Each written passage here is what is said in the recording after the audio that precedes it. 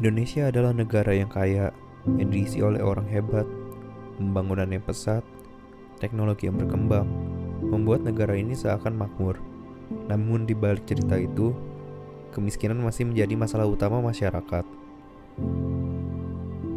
Pada hari ini, kelompok kami akan menjelaskan sedikit tentang kesenjangan sosial yang berkaitan dengan pendidikan yang menyebabkan kemiskinan pada masyarakat di Jabodetabek. Kesenjangan sosial sendiri merupakan salah satu permasalahan yang masih sering terjadi di lingkungan masyarakat, khususnya di Indonesia dan terkhususnya lagi pada Jabodetabek. Kesenjangan sosial sendiri merupakan suatu ketidakseimbangan sosial yang ada di masyarakat sehingga menjadikan suatu perbedaan yang sangat mencolok dan memiliki kedudukan yang lebih tinggi daripada yang berkekurangan. Dan salah satu dampak dari adanya kesenjangan sosial adalah kemiskinan. Kemiskinan sendiri adalah kondisi di mana seseorang tidak mampu secara ekonomi untuk memenuhi kebutuhan utama seperti sandang, pangan, dan papan. Kondisi ketidakmampuan ini ditandai dengan rendahnya pendapatan yang berdampak buruk untuk memenuhi standar hidup rata-rata seperti standar kesehatan dan juga pendidikan. Dilansir dari Badan Pusat Statistik, pada bulan Maret 2023, jumlah penduduk miskin di Indonesia itu sebesar 25,90 juta orang dengan persentase sebesar 9,36%. Selain itu, Indonesia juga meraih peringkat 91 dalam angka kemiskinan tertinggi di dunia. Salah satu penyebab dari kemiskinan yang tinggi di Indonesia adalah pengangguran dan juga rendahnya pendapatan masyarakat di Indonesia, terutama di Jabodetabek. Salah satu dari indikator penyebab kemiskinan di Indonesia adalah dengan rendahnya tingkat pendidikan atau edukasi yang dimiliki oleh masyarakat di Indonesia sendiri. Belakangan ini, banyak perusahaan yang lebih mengutamakan orang yang memiliki pendidikan tinggi dibandingkan orang yang tidak memiliki pendidikan yang tinggi atau seperti SMA atau sederajat. Maka dari itu, peluang untuk mendapatkan kehidupan yang lebih layak dengan mendapatkan pendapatan yang tinggi lebih dimiliki oleh orang-orang yang memiliki pendidikan yang lebih tinggi. Maka dari itu, masyarakat yang memiliki pendidikan rendah cenderung memiliki pendapatan yang lebih rendah atau di bawah UMR dan menyebabkan kualitas hidup mereka cenderung rendah untuk memenuhi kebutuhan sehari-hari seperti sandang, pangan, dan juga papan. Dengan ini, kelompok kami sudah menyiapkan wawancara dengan beberapa narasumber yang memiliki latar belakang pendidikan yang hanya berbasis sampai SMA atau sederajat. Oke, selamat siang Kak. Siang. Oke, sebelumnya aku mau nanya, Kakak namanya siapa ya? Nama saya Billy. Namanya Billy. Nama saya Jordan. Oke, Kak Jordan. Aku mau izin buat interview Kak untuk pelajaran multikultur. Boleh. Kakak bersedia ya? Bersedia. Oke, sebelumnya aku mau nanya dulu, Kakak itu terakhir pendidikannya apa ya? Nah, saya itu pendidikan terakhirnya itu SMA. Pendidikan terakhir masih SMA. Oh, SMA. Kalau dari Kakak sendiri sekarang Kakak kerjanya apa ya? Sekarang sih saya kerja freelancer ya. Kebetulan di bidang musik. Oke, di bidang musik. Oke, sebelumnya aku izin buat nanya Kakak dulu ya Kak. Menurut Kakak, dengan pendidikan Kakak nih yang terakhir SMA itu, Kakak merasakan ada kesenjangan sosial nggak sih Kak? Kesenjangan sosial sih sebenarnya untuk saya sendiri sih merasakan ya. Karena apa namanya ya, terutama itu di ranah pekerjaan. Waktu saya sempat melamar di pekerjaan itu, kan rata-rata standarnya sekarang seenggaknya S1 ya. Jadi kebetulan saya sering juga ditolak dari perusahaan-perusahaan, jadi akhirnya saya kerja sendiri sebagai freelancer.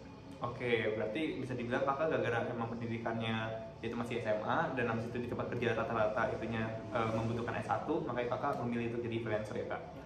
Oke, nah lanjut ke pertanyaan selanjutnya ya Kak. Menurut Kakak, apa sih yang ngebuat Kakak memilih pekerjaan ini sebagai musik ini? Pertama karena kesukaan ya, dan kedua juga ya karena seperti yang tadi saya bilang, kebetulan banyak perusahaan yang nggak menerima saya. Jadi saya balik lagi kebetulan punya skill di bidang musik, jadi saya kelola sehingga saya jadikan mata pencarian saya sampai sekarang. Oke, kita lanjut ke pertanyaan selanjutnya. Menurut Kakak sendiri, Kakak ada nggak sih peluang untuk mendapatkan pekerjaan yang lebih sesuai? Bisa jadi berpeluang, karena kan bisa di kantoran gajinya lebih gede juga ya, jadi kualitasnya lebih tinggi gitu. Oh, berarti kalau misalkan saya disimpulkan, berarti Kakak tuh merasa kayak di pekerjaan sekarang dan pekerjaan di kantoran pasti kayak ada perbedaan pendapatan gitu ya Kak? Iya, ada. Oke, kalau gitu ke pertanyaan selanjutnya. pekerjaan kakak ini sekarang berdampak nggak kak bagi kehidupan keluarga kakak? Lumayan berdampak karena banyak yang ngomong juga kayak kalau bisa cari kerja kantoran supaya ada gaji yang jelas gitu. Jujur sih lumayan ya.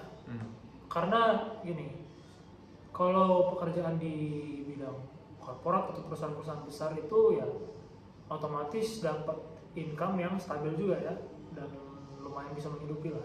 Sementara kalau saya freelancer itu penghasilan sih ada, tapi namanya juga freelancer ya, jadi penghasilannya itu nggak tetap dan klien nggak selalu ada. Jadi lumayan berdampak sih, jadi kayak kadang-kadang susah napas juga di industri freelancing. Oke kak. Oke. Nah, lanjut ke pertanyaan selanjutnya ya kak. Menurut kakak apa sih yang ngebuat kakak memilih pekerjaan ini sebagai musik ini?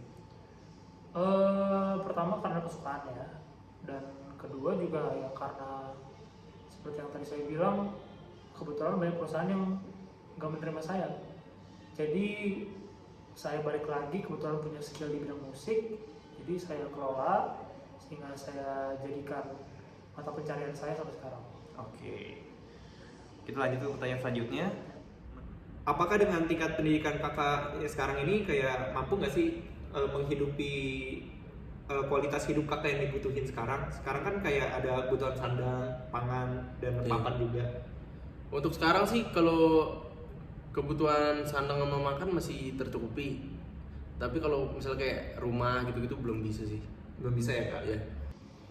Cukup sulit ya sebenarnya untuk mendapatkan sandang, pangan, dan papan itu, karena ya harga di daerah Jabodetabek udah cukup besar, dan pemerintah sudah meregulasi untuk UMR kan mencukupi kehidupan sesuai dengan harga-harga di Jabodetabek kan. Sementara freelancing saya kan bukan penghasilan yang tetap, jadi kadang-kadang ada waktu-waktu di mana saya juga kesulitan sih menghidupi pekerjaan seperti ini. Oke. Kita ke pertanyaan terakhir ya kak. Menurut kakak dari pihak pemerintah itu udah ada peran yang baik belum dalam mengatasi kondisi yang dialami yang seperti yang kakak rasakan? Selama ini sih kayaknya nggak terlalu banyak ya. Mungkin ada tapi dampaknya tuh belum terlalu dirasakan.